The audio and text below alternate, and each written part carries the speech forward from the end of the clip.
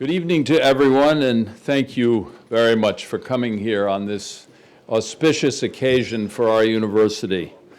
On behalf of the entire university and our Board of Trustees, many of whom are here tonight, I want to thank His Excellency, President Elbegdorj, and his distinguished delegation from Mongolia for taking the time to visit our university.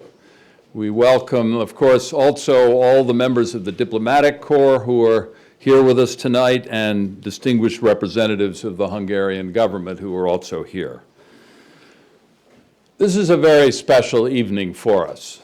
Special in many ways, but particularly because we are joined by a courageous democratic leader of the peaceful revolution that brought to an end 70 years of communist rule in Mongolia and paved the way for democracy. But that's not the only reason. The other reason is that the president is a symbol of the struggle for democracy throughout the world. Mr. President, we are also in the presence, as you know, because we just met a few moments ago, of CEU's founder, George Soros, who, like you, has dedicated himself to promoting and advancing open society. George Soros founded this university a quarter of a century ago, inspired by the ideals that have also, as we understand it, inspired your leadership. Today, these ideals are facing challenges, and I would say, Mr. President, that your leadership is an example of how these challenges can be addressed very directly. President Elbegdorj has made a remarkable contribution to his country by restoring the balance of power to Mongolians' citizens. Mr. President, you have initiated and led a whole series of major social and economic reforms, including combating corruption, fostering social justice, fighting poverty, liberalizing economic policies, privatizing livestock, which is a major topic in Mongolia, reducing taxes, reforming the national judiciary, and eliminating bureaucracy and red tape, which of course is a challenge throughout the world. And if it's been solved in Mongolia, we certainly ought to be able to solve it elsewhere. You have made education and democracy core items on Mongolia's agenda to promote global peace and prosperity. Just a little biography as I have read it. While you were studying as a young man in the Soviet Union in the 1980s, you were influenced by the concept of glasnost and became an active member of the Mongolian student reform movement. You publicly called, with great courage and considerable risk to yourself, for democracy and human rights in Mongolia. Along with other young activists, you announced the establishment of the Mongolian Democratic Union, which organized the first pro-democracy demonstrations in Ulaanbaatar, and you led the March 1990 hunger strikes, which were responded to by the government with arrests and other repressive measures in response, but you overcame those elements and had a peaceful revolution in Mongolia. Later, as a member of parliament, you were one of the drafters of Mongolia's first democratic constitution. You will hear much more about these experiences, I know, and the lessons to be drawn from them from the president himself. So let me just say a very few words about CEU and the way in which we're particularly proud to have you here today. We are dedicated to studying democracy, its many variations, its strengths, its weaknesses, its friends, its enemies. And last month, we initiated a new program, Frontiers of Democracy.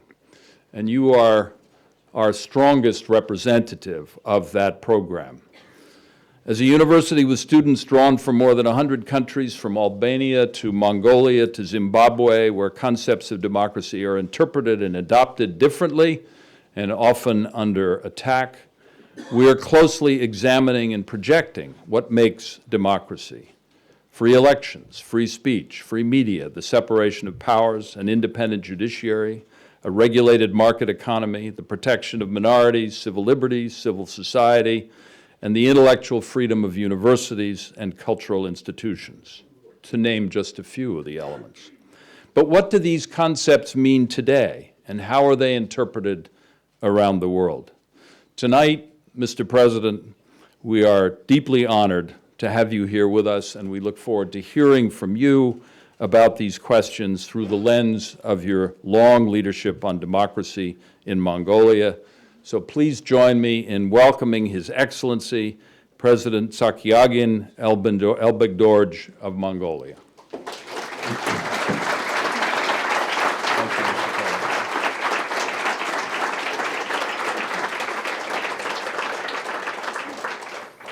Thank you for the kind introduction. Excellencies, ladies and gentlemen, it's an honor to be with you here tonight at the Central European University. This renowned institution stands witness to the region's transition to democracy since founding in 1991. This campus is a rich source where the values of the open society continue to stem. In this regard, I would like to congratulate our good friend George Soros for spearheading his effort worldwide, for his unwavering commitment to education and lasting prosperity for all. These lectures aim at promoting open debate, discussion, and exchange of fresh and innovative ideas about the very nature of democracy. Indeed, the definition and evolution of democracy is an extremely timely subject on global agenda. Therefore, I commend the university and its president, John Shattuck, for launching this initiative. I would like to begin my lecture with a brief introduction of my country and history. Mongolia is a country of rich and ancient heritage, unique culture and astounding natural beauty. It's a land of free and brave, peace-loving and hard-working people. We inherited from our forefathers great lessons and lasting traditions of statehood while enriching the history of our nation and building for a better future for the generations to come. The roots of our statehood go back more than 2 millennia and 2 centuries to the origins of Kun Empire. Building upon the legacies and power of the Kuns, Mongols had built the largest land empire in the history of the mankind. In the Great Mongol Empire, Mongols governed by written law called Diktsasik, which is translated as the Great Order. And then, as now, Mongols promoted free trade and conducted an open foreign policy. The empire actively engaged with the nations near and far in Asia, Europe, and the Middle East. It was an era when the Mongols strove to establish a new world order, thus a justice, peace, and cooperation in their relations with other states and peoples. Through periods of prosperity and decadence, being ruled, Mongolia entered the world of the 20th century. Modern Mongolia restored its freedom and true independence at the dawn of the 20th century. These were, turbulent times around the world, and in the early 1920s, Mongolia took on communism, which reigned the country for 7 decades. Dear friends, 25 years ago, Mongolia stood at the crossroad to either gain our freedom or remain locked behind the stone wall. Mongolians thus joined the universal struggle for freedom, justice, human rights, and individual liberties, and we are prevailed. We had a peaceful revolution. It was a miracle. Although we had a disadvantaged location in terms of its proximity to the free world, and while the Soviet Union was still intact, our revolution did not break a single window, and not a single drop of blood was shed.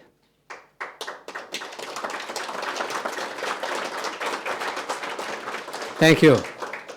The second point I would like to make is that, as you know, many still believe that conducting political and economic reforms at the same time is not Asian way. But this is fairy tale. We broke that old stereotype by reforming our political, economic, and social systems concurrently since 1990. On another note, we did not import democracy from elsewhere. We did this revolution united all as one, people of all ages and trades, with no fear of cold of winter and winds of spring, and with no fear of the humiliation and persecution of power holders. And once people sense their own power, no authoritarian government can stand against the people who are determined to be free. Freedom was the desire of our people throughout centuries. Freedom enabled our people to be owners of their destiny. Mongols say, it is better to live by your own choice, however bitter it is, than to live by others' rule, however sweeter it is. You see, people are genius. In order to govern, we have to know our people and their aspirations and our history and culture. If those in power think that they can forever disregard those they govern, they usually make a grave mistake. People made it clear in 1990 throughout the world. This was true Mongolia too. Democracy literally means the power of people. Democracy is not about politics, it's about the people. In June 1990, for the first time, the Mongols conducted free, democratic, full election in our region. As a matter of fact, most of the countries in the third wave of democratization were changing only some number of deputies. We established a multi-party plural political system.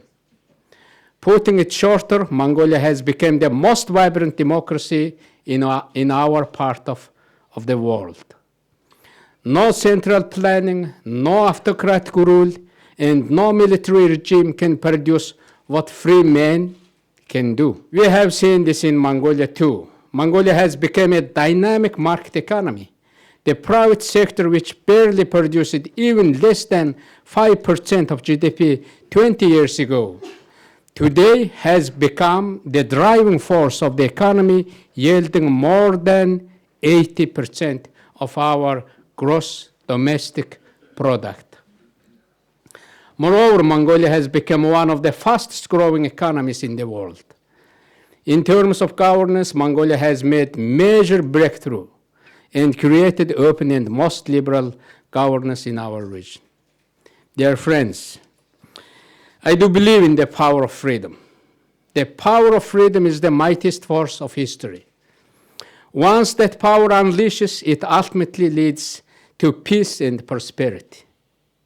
Creative ideas come with liberty. Once you are free, your actions tend to be more thoughtful. Most regimes have failed because they did not respect their people's creativity, their genius, their rights. There are nations where people live in captivity, in a fear and in silence. I believe one day from prison camps and torture cells and from exile, the leaders of freedom will emerge.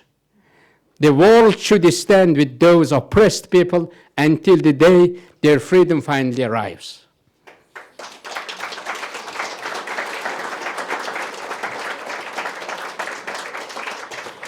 Thank you. The strategy of repression and diversion will not work anymore. The pressure from the people to change the society through democracy will never relax. Greater technological connectivity makes the world wider and the walls of isolation thinner. I know that God has planted in every heart the desire to live free. Even that desire is crushed by tyranny, it rises again. Usually tyrants justify their murders and cruelty as if they serve their great vision. But they end up distancing from fair and honest people around the world. They claim that free women and men are weak until the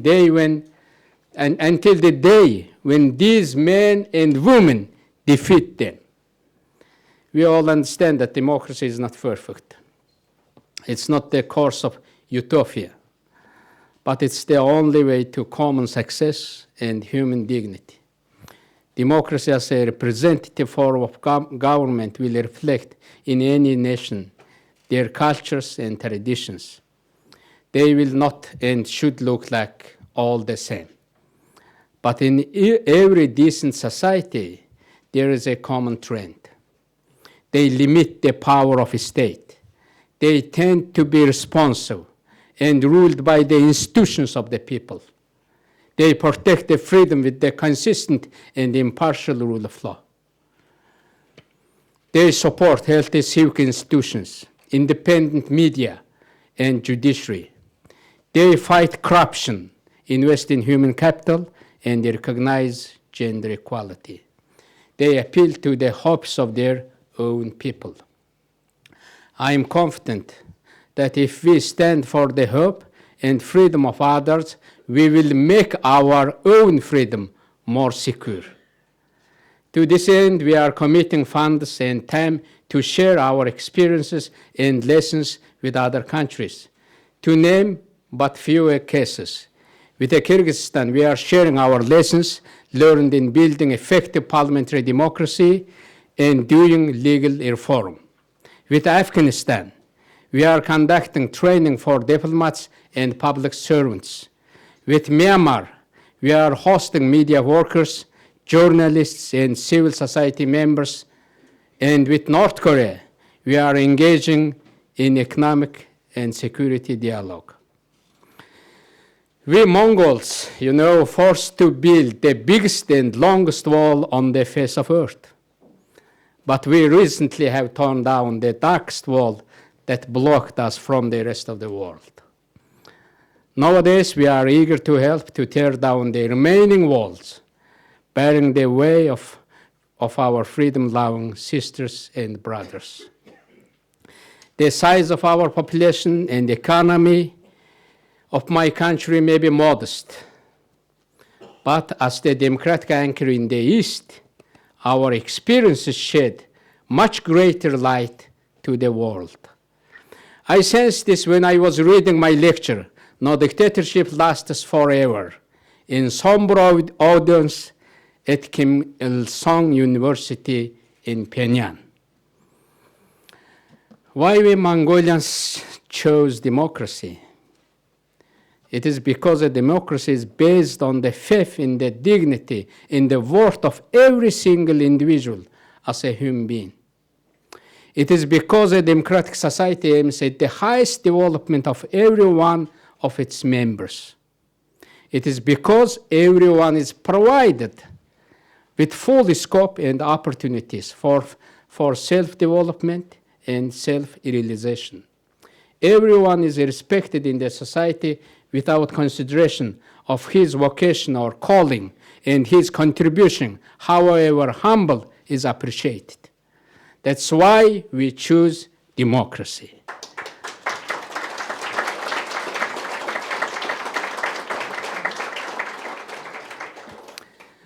Why we Mongolians love freedom? It is because we earned it in a hard way. It is because we knew that freedom is our property, our right from the birth. It is because freedom gives the ruling power to the people and not to the hands of particular person or group of persons. People know that the government in a democratic country cannot be a property of any specific man or family. Democracy is not simply a question of structures. It's a state of mind. It's a state of activity. You cannot be democratic one day and undemocratic on another. It is a state of mind. It's a way of life. It's an essence of action. Never people have been so educated, so independent, so agile, so enthusiastic, and so creative. We need to tap that potential. People know that God did not make rich or poor, powerful or weak. He made only female and male. And he gave them their right as well as their government for their own possession. And because of that, we the civil servants, regardless of our positions and duties, must serve to the interests of all who hired us and pay our salaries.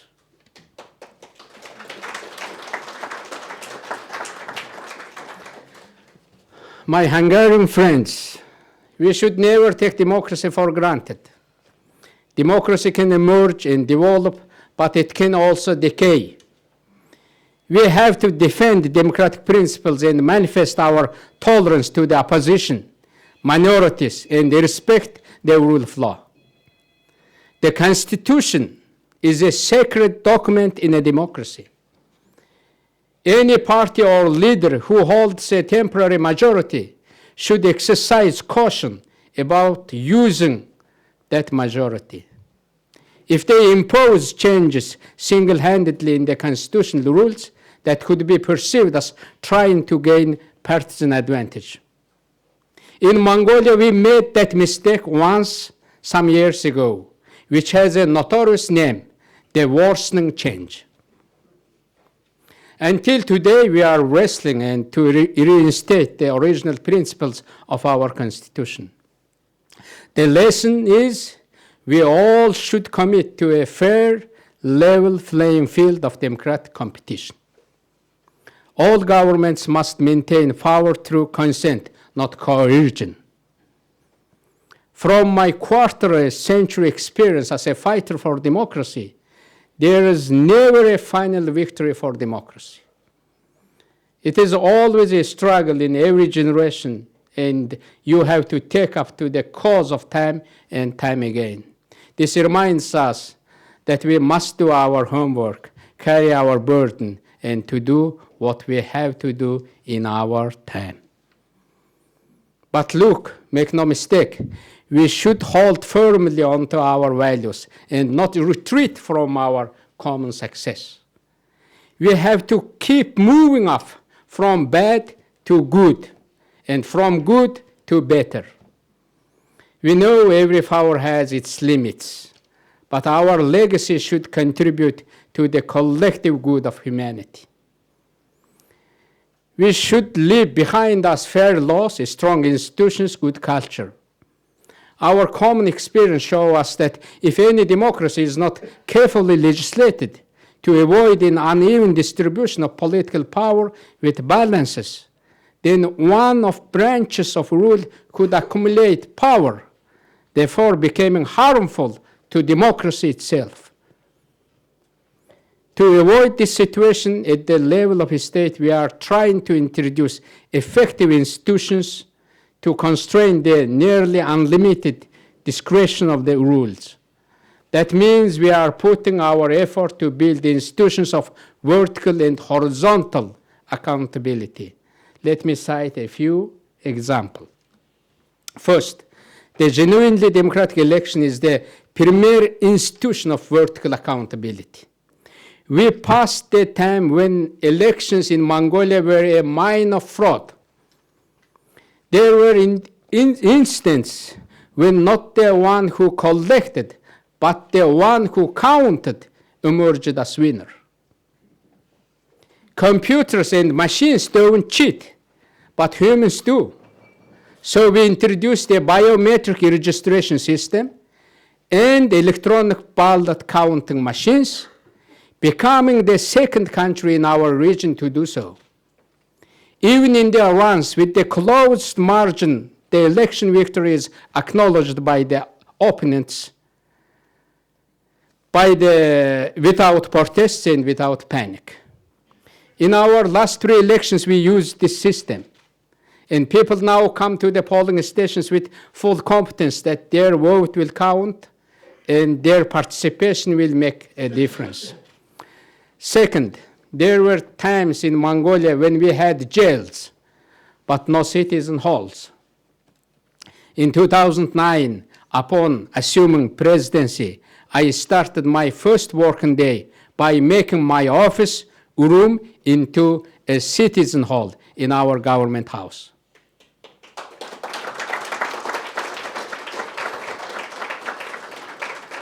Since then, all administrative units, all cities, towns, and settlements have established such citizen chambers.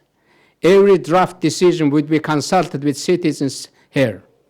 This has become an established tradition in our decision-making system at all levels. But we will not stop here. Even if a citizen is given a right without fiscal incentives, this right is hollow. Therefore, we established a local development fund. And based on certain formula, mainly on the number of population, people receive funds for their disposal. People discuss their pressing issues according to a rule they collectively adopt and distribute the funds and place control over its performance. Even the most far-sighted leader cannot fully see the problems which community confronts every day. It is the people as one family who know their day-to-day challenges and also solutions. This our experience is identical to the direct democracy in Switzerland in ideas, substance, and form. Even here we will not stop. In most democracies, people are sick and tired of a sweet tongue of politicians. People are not really interested in what politicians talk about, but what they are really interested in is how their hard-earned tax money is spent. Therefore, we introduced a glass account system, the Budget Transparency Law. We demand our public officials to publicize what they spend. By law, they should update their expenditure decisions and amount of money they spend within 72 hours on internet or in paper in public places, no matter where they work. If they fail to do so, punishment will follow. They will be dismissed from whatever official positions they hold. It is a great joy to serve your nation with the free consent of the fellow citizens. In Mongolia, we never hide our shadow. If there is honest, open, free media, there is no place to hide. There is no place to do dirty things. If you are honest, you can be honest even in a darkness.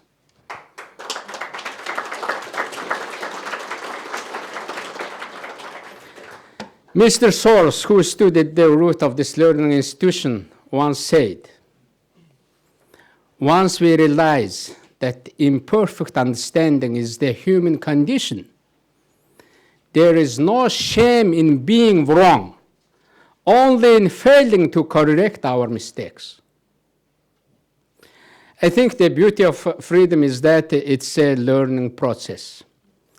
We can make mistakes, but it will not cost our life as any dictatorship. In Mongolia, we have no censorship at all on any media entities. Our law bans government ownership any form of government control of any media entity. By the number of public and free media and the number of social media users per capita, Mongolia is among the top countries in the world. I lack criticism, even it's unfounded. People have a right for suspicion about the deeds of their representatives and state officials. In my political life, I have always been bombarded by my opponents and free media. But I have never written a single complaint to the police or courts against their insult, attacks, and grievances. I will keep the principle for the future as well. For we can never intimidate and discourage the people who voice their words with courage. The essence of freedom rests precisely here, in the freedom of expression of the people, and we must protect it. Before heading to Budapest, I had a last touch on drafts of law about public hearing, law on public participation, law on the responsibilities of elected and appointed officials, law on procurement and license permit, law on limiting state commercial activities, criminal law, law on administrative violations, and law on legal procedures, as well as the national program against corruption. The drafts, all of these laws were discussed by interested parties, experts, and citizens. These are only a small portion of laws which we introduced to improve the quality of democratic institutions in my country. It will in turn help us exercise horizontal accountability between state agencies, branches, and officials for their performance. I think the real test for any public official is not defined by how politicians deliver their social, economic promises, but by how they fight with the misuse of power. Friends, democracy is a difficult system to maintain. According to a survey conducted by Larry Diamond, a leading contemporary scholar in a field of democracy studies, 1/3 of all democracies in the world have broken down since 1974. And among the developing countries, the figure is closer to 40%. The study shows that the most common cause of democratic failure is bad governance. In Mongolia, people criticize that my country is poor not because we don't have money. It's poor because we don't have justice. Every morning when I go to my work, I think about this ordeal. The fight, the misdeeds of public officials, the role of nations' leaders is instrumental. Thanks to our national mobilization, the Corruption Perception Index of Mongolia by Transparency International decreased by 2-digit numbers in each of the last 3 years.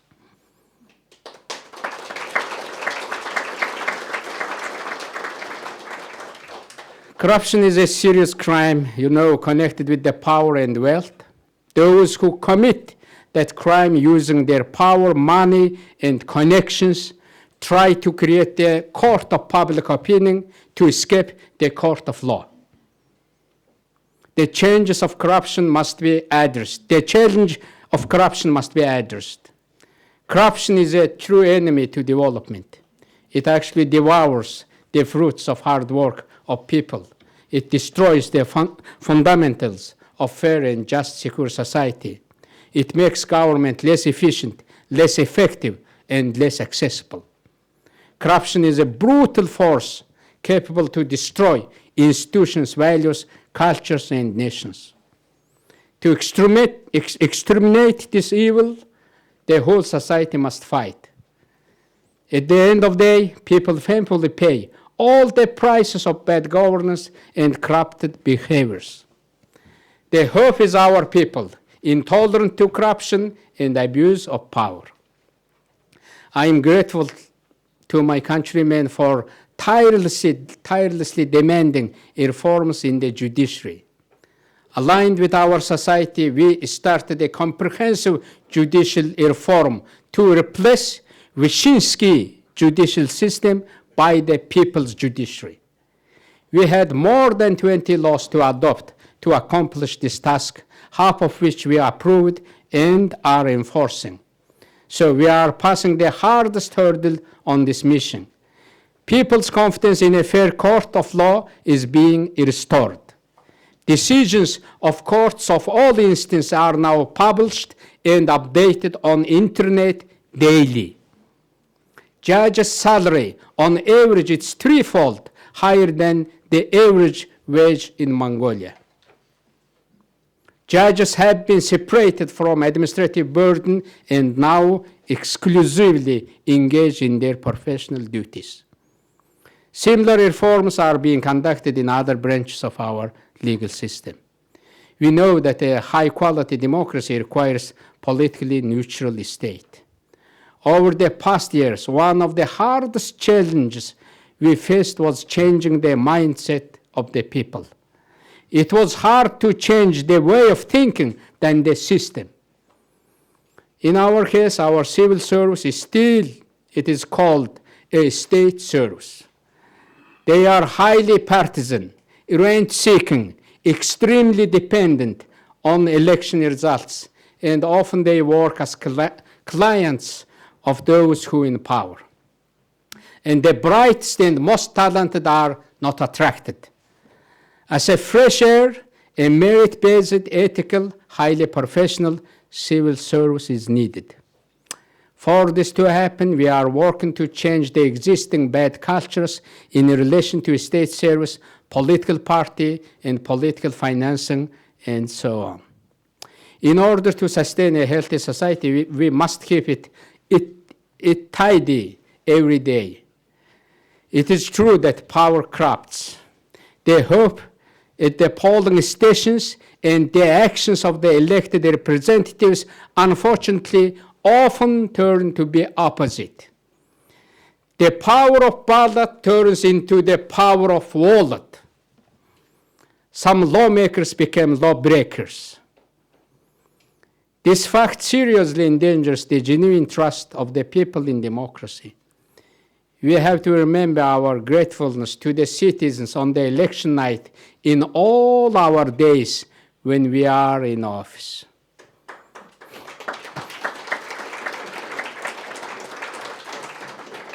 In my country, politics itself has become a serious problem. The government is expanding. Look, here I have 2 phone sets. This one we used when mobile phone was first introduced. This one is a typical one we use today. You see the difference. As functions increase, phones tend to become smaller, smarter, and more user-friendly. However, as government functions increase, it becomes bigger, sluggish, and distant.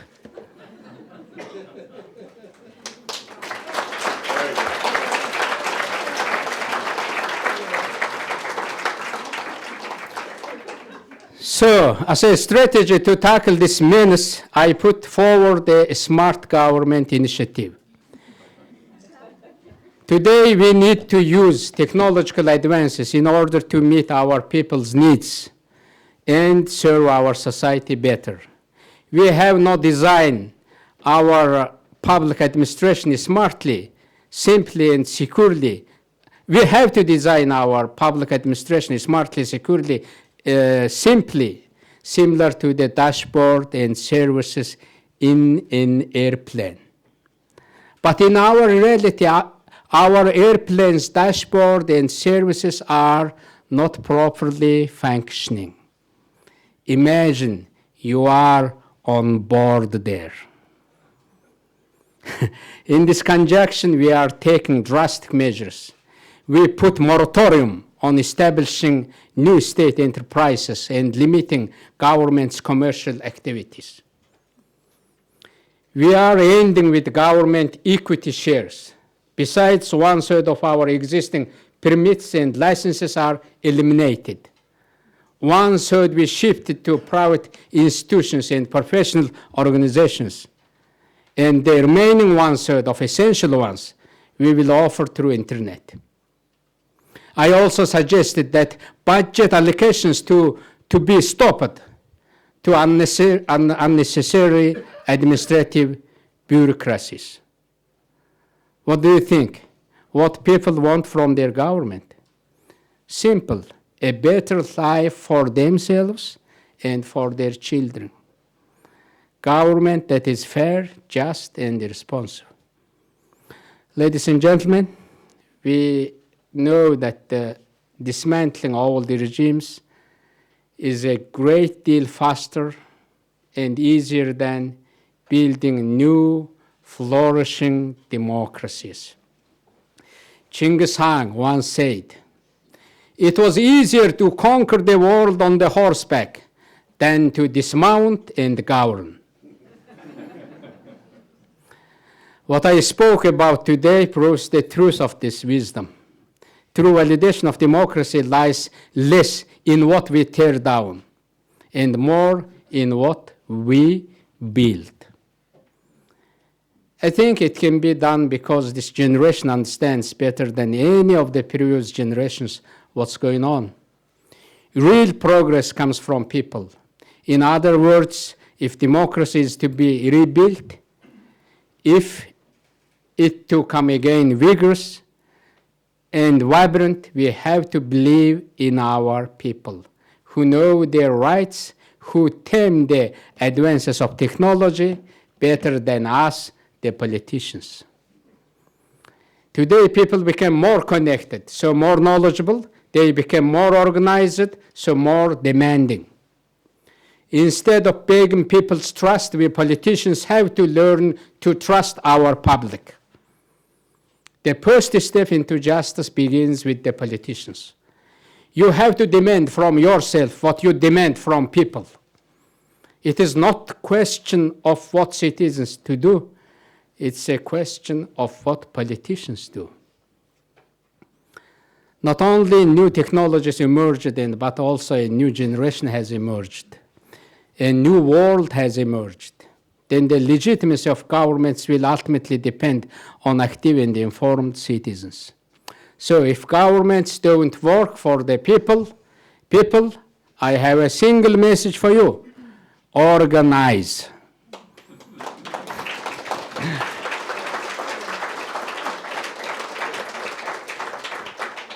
We cannot rest here. There will be another tide of change, another tide of challenge, from physical disarray to failed states, from weapons of mass destruction to global warming, from uncertain supply of energy, food, water, to new challenges to freedom and security. And we are the first ones in whole human history that has technology and money to resolve the global problems. Only a fraction of money and technology we spend on war could solve today's troubling issues.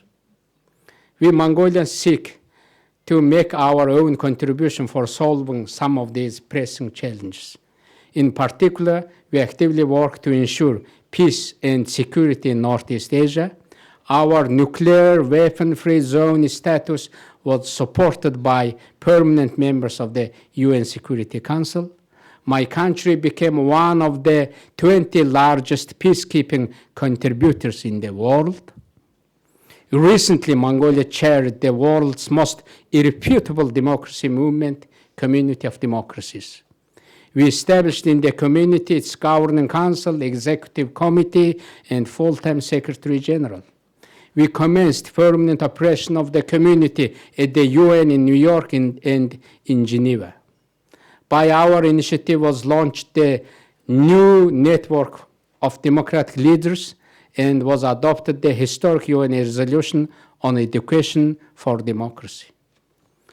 Mongolia chairs the Freedom Online Coalition, an intergovernmental coalition for promoting internet freedom. In 2016, Mongolia will host the 11th ASEM Summit. The leaders of 53 countries of Asia and Europe will meet in Mongolia on the 20th historical jubilee of this renowned organization. I thank the ASEM member states for supporting Mongolia's initiative to host the ASEM Summit in acknowledgement of the success, achievements, and hard work of the Mongolian people. These shared success give us hope, but they should not give us rest. Thank you for your attention. Mr. President, I think I speak for everyone here to say that you have inspired us, you have shown us the details as well as the vision of what it takes to build a democracy, particularly coming from an extraordinary start, if you will, 25 years ago in the way that you have. And you've, of course, been a leader in it throughout that process. So you have only underscored what I said earlier, how deeply honored we are to have you by the remarks you've made. I'm going to ask several people in the audience who have some questions for you, and I think you've been kind enough to offer to answer them. But I'm going to start with George Soros, if he wishes. I'd like to yield to the students. Okay, fine. Well, let me then, if I may, start by calling on, and we'll come back to you, George, if that makes sense, on the president of our student union, Shirlene Afshar Vogl, who I think has a question. And Shirlene, where are you? Can you? There you are, please. Yeah.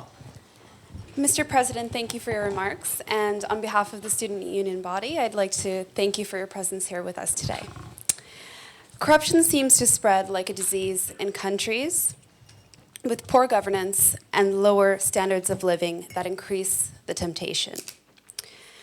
My question is, what policies or other steps can be implemented to stop the spread of corruption? And how can those policies be enforced in order to change attitudes? Thank you. I think that was a challenge for us, for Mongolian people, and we were very much criticized how our government officials are corrupted. And that was the issue, how to tackle that. And we actually, I think we are performing quite fairly. We means that not the president or politicians, but our people are performing. We gave the freedom to our people. I think for many problems, like corruption, this problem, only one answer to solve this problem: more openness, more engagement.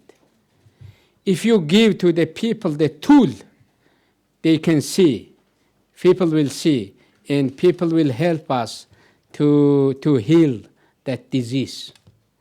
I think in a society, only one doctor.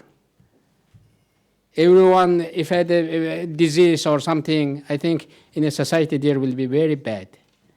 If you give that doctor available to everyone, I think they will go to anyone to get good treatment. I think same. In Mongolia, social media, Facebook, and the websites, printing media, television, radio sets, all free. We prohibited, to control, to have any kind of censorship. And because of that, society itself are healing. I think I usually say that, users of the Facebook or Twitter, I usually say them, I call them, you are the moral police.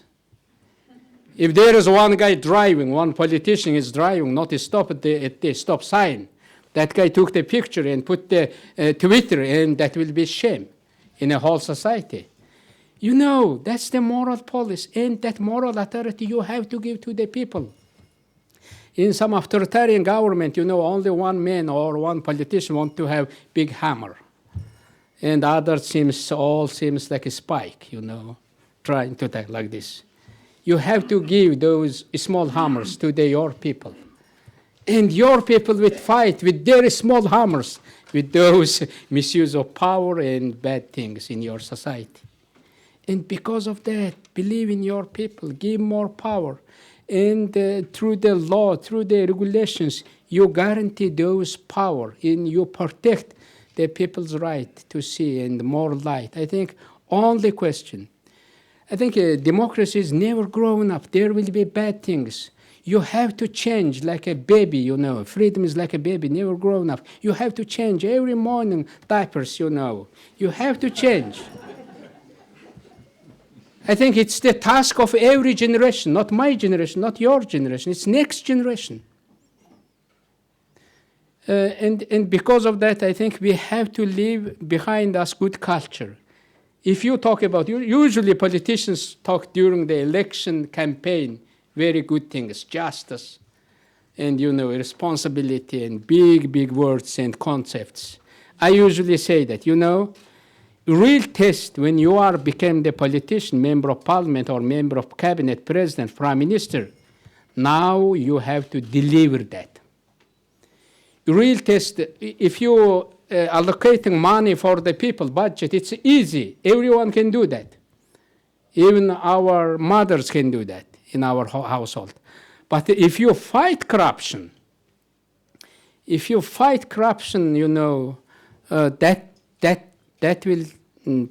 is you will pass the test.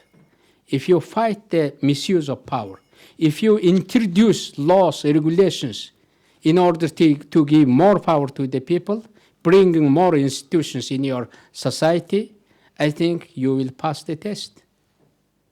And while you are in the office, you have to be just. While you are in the office, you have to be fair. While you are in the office, you have to deliver that. That's my message. I think I always say to our people who exercise the power in our government in every level. Thank you very much.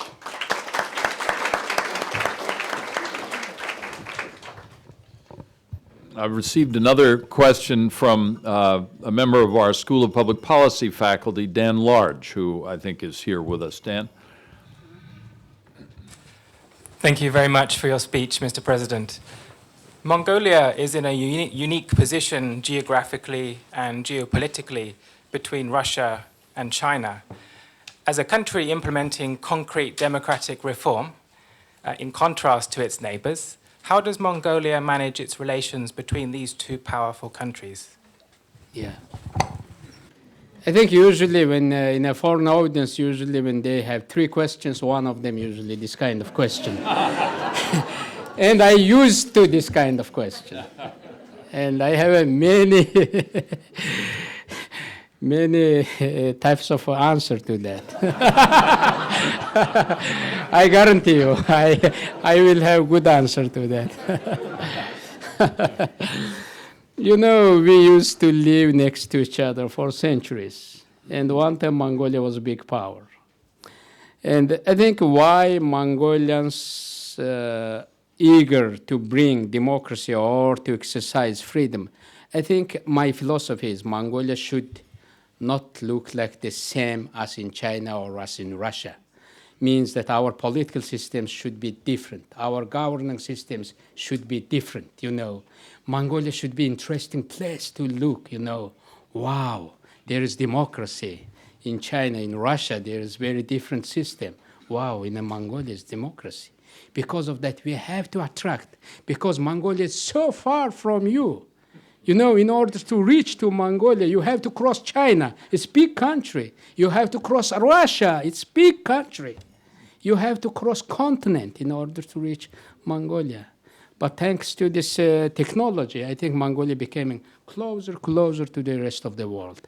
And thanks to the exercising those values, human rights, rule of law, and good governance, that actually makes Mongolian attractiveness more brighter. And because of that, we exercise this policy. But that's not merely to be different from China or Russia, but This is not the case. In real case, I usually think that we have different philosophy of our development. In China, I believe, if in a Chinese government is strong, in China there will be peace. In China there will be prosperity. In China there will be development. Chinese philosophy like that. But in Mongolia, if that's vice versa, if our people is strong, if Mongolian people is strong, if Mongolian people have more right, if Mongolian people more creative, Mongolian people become more irresponsive, I think Mongolia is strong. Our power begins from the people, not from the power holders. Because of that, we love the freedom. Also, other thing, Mongolians traditionally exercised. I said we did not export any type of democratic institutions, or we did not export it. Even during Mongolian Empire, we ruled under written constitution called the Great Order. Mongolians respected their religious belief. Mongolians respected the free trade. Mongolians protected the, Silk Road, famous Silk Road. Mongolians brought, when I was in Iran, for example, when I shook the hand the Ayatollah Khamenei, the great leader, he just instantly said to me, "We are really grateful for Mongolia." It was surprising for me, Ayatollah Khamenei saying that. And he said, Mongolians, when you were here, you introduced our Shia religion as a state religion. I'm head of that religion now. Okay, good. That was good, of course. And he said Mongolians built first university, first hospitals, first libraries, and first observatories. And state service should be clean. Statesmen should be highly moral, highly ethical. That requirement is for centuries in our blood. And because of that, fighting corruption actually receives more support than exercising corruption. Because of that, I always try to fight that bureaucracy, that bad things in a state. Yeah. Thank you. I think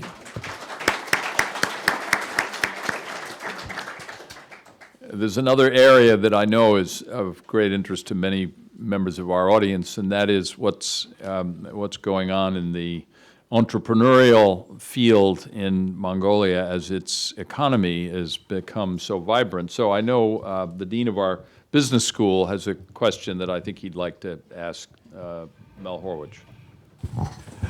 Mr. President, it's obvious you like technology, and so my question is, what are you doing to encourage innovation and entrepreneurship, particularly in the private sector in Mongolia? You say that you're slimming down the government and you're using technology to make it a smart government. What are you doing in the private sector to encourage entrepreneurship and innovation? Yeah, in this regard, I have no good question, maybe no good answer to that, but 25 years ago, when we were just making the transition, even someone say that you can build private hospital, you can build private universities, even you can have private hotel, or even you can have private car. It was unimaginable for us. We thought that should be all done by the state. But when we introduced market economy, we always get good news from our people. There is one good restaurant in a town. There is one good factory. There is one good hotel. There is one good service. There is one good technology brought by the private sectors. In my belief, I really believe in the private sector. I believe government should be small. And our purpose to have government in a society to serve in the best of our people's interest, in the best of who are creating wealth in our society. We have to serve for their interest. That's my philosophy. When I became prime minister, there was big fight how to make a simple tax regime in Mongolia. And we introduced 4/10s, all flat tax, corporate tax 10. There was the 4 levels, very complicated tax 10, value-added tax 10, social insurance, 10, and also personal income tax 10. It was really easy. You have to make that. But if you make that, your private, private enterprises, all those genius people will bring good technologies, which is useful for your society. They will go, and people are genius, and just give them, help them to pave their road. That's my philosophy. And by introducing good laws and simple regulations, and still we are working with that. And I think people will bring, if a state give more fund for the research and development, it will be great. But in a developing countries, a state has, not that big fund. I think in a coming days, in the coming years, I'm really committed to have some fund and giving to the private initiatives and to make research and development. In Mongolia, there is great potential to develop biotechnology, medicines. And in Mongolia, we have 3 million people, 60 million cattle, 1.5 million square kilometer land. A lot of things to be done there. And in that regard, we have to cooperate with your country very closely, with this country. Thank you very much.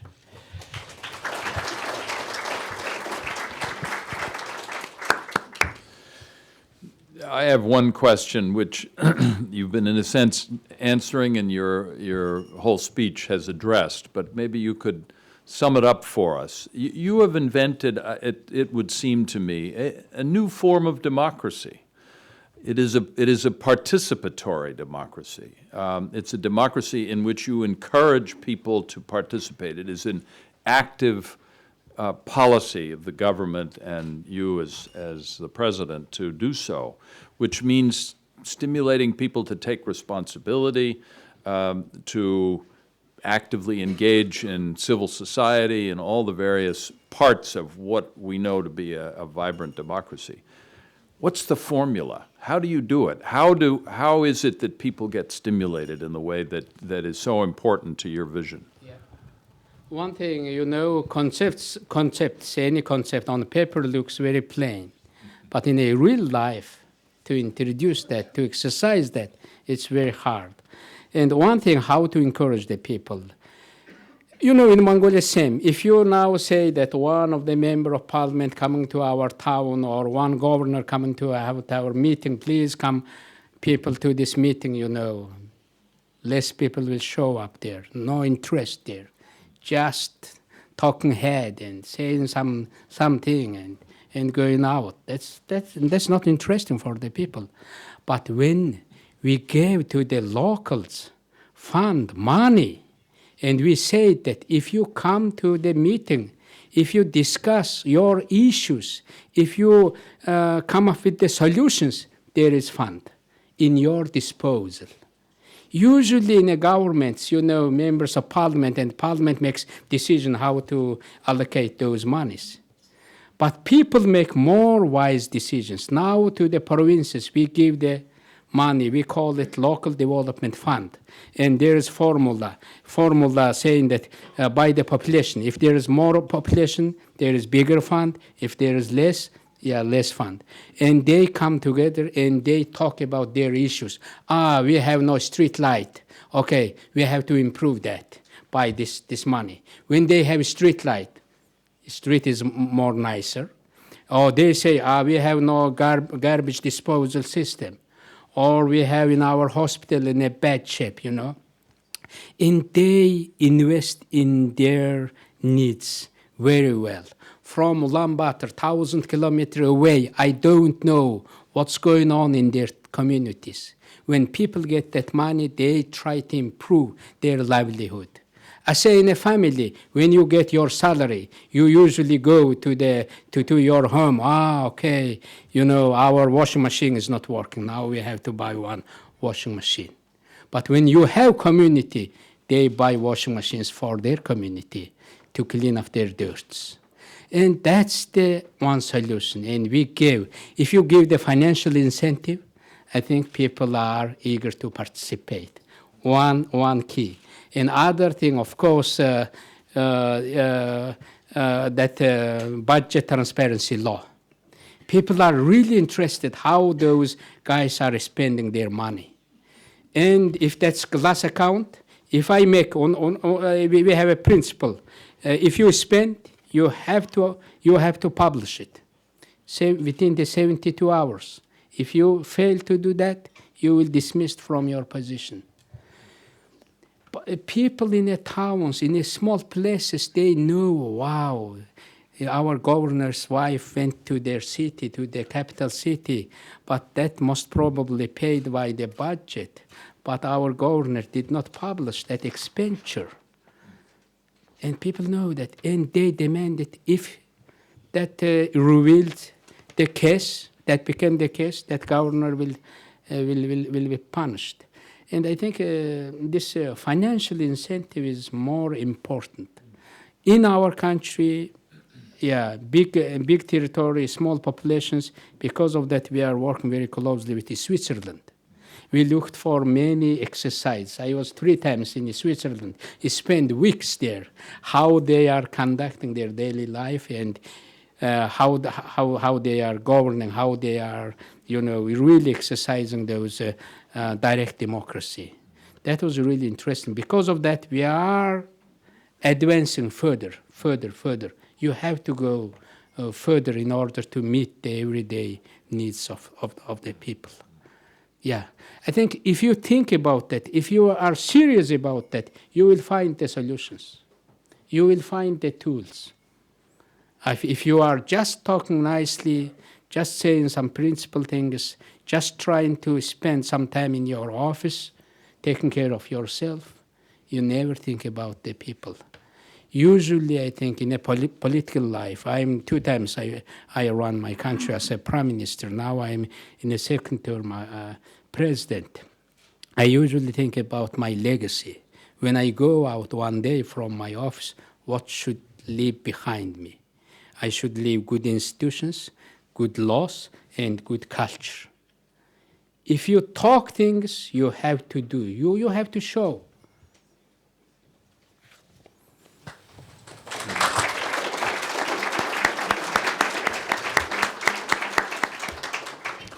Mr. President, we've imposed on you for some time here, so I'm going to summarize by quoting you, if I may, from your inaugural address as President of Mongolia in 2009. And I think almost everything you've said has drawn from this remarkable quote, which is clearly the way that you are proceeding to develop this participatory democracy. Here's what you said. Democracy is about empowering people and not about bestowing power on someone. The progress and prosperity of a civil society is defined not by the centralization of power, but by the effective exercise of rights by the people. And that is really what you've lived by, I think, as you've done this remarkable. I'm really amazed with your note. But in my country, there is no one making note from my speech, That's the problem.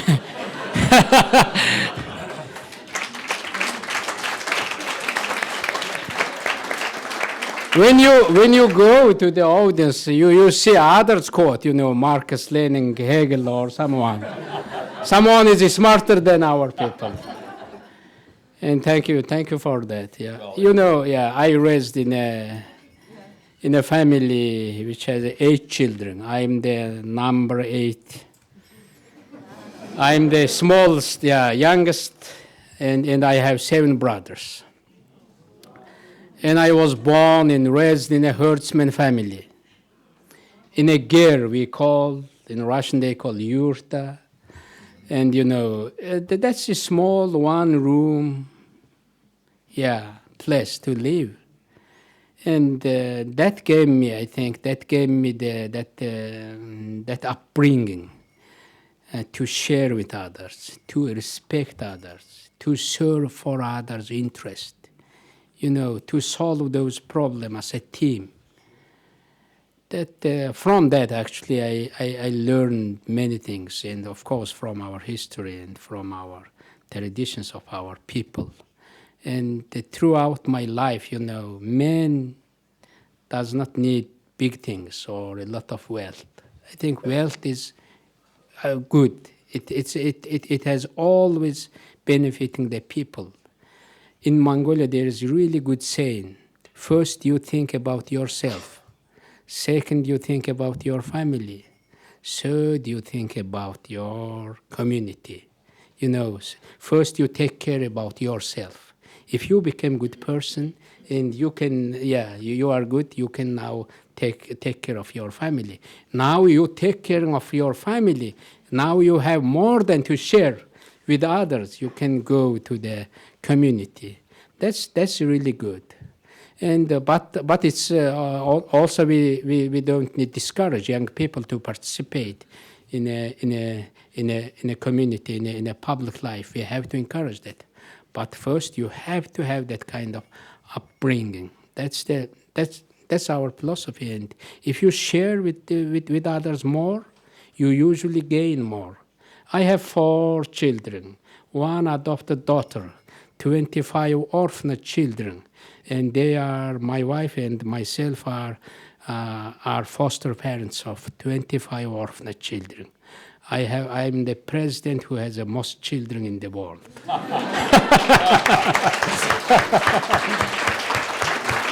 And I usually try to encourage, when people get more money in Mongolia, they try to buy horses.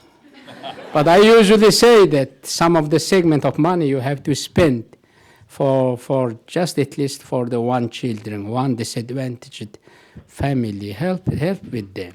And you have to show that by your life. Mongolians like to serve. And my second son actually served 9 months in South Sudan as a peacekeeper.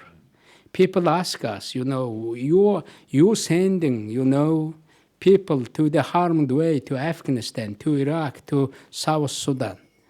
And I sent my son there. He served there for 9 months, full time, and he came back, and that's good. Now people are not criticizing me. That's the one way how you engage, and you have to sacrifice, really. If you cannot do, you go away just from politics.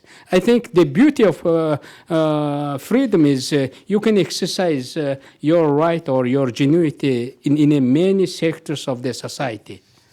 But there are usually people, of course there are good politicians, but I usually think that there are, in many countries, bad politicians are more than the good ones, trying to use their public money or their public trust in their self-interest, not in a self-interest of people. If you have this kind of disadvantage, you have to go away just from that day, and there will be more other good people replace you. That should be our policy, and we should have this kind of laws. Okay, thank you very much.